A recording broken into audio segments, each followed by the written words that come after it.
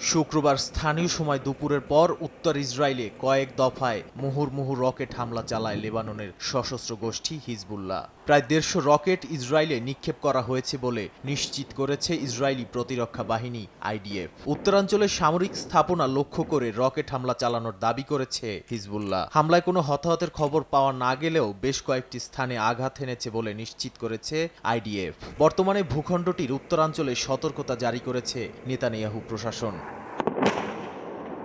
এর আগে লেবাননের দক্ষিণাঞ্চলে রাতভর একের পর এক বিমান হামলা চালায় ইসরায়েল। এতে ইসরায়েলের দিকে তাক করা ১৫০টির বেশি ক্ষেপণাস্ত্র সহ ধ্বংস হয় ১০০টি রকেট লঞ্চার ও অস্ত্রভান্ডার। রাতে চালানো হামলার পর হিজবুল্লাহ প্রধান হাসান নাসরাল্লাহকে ইরানের রেভলিউশনারি গার্ডের প্রধান বলেছেন, জবাবে গুঁড়িয়ে দেওয়া হবে ইসরায়েলকে।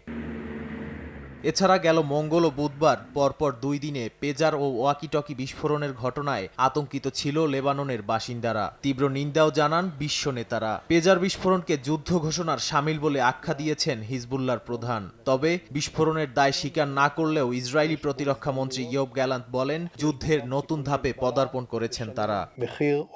নাদিম মারজান, সময় সংবাদ।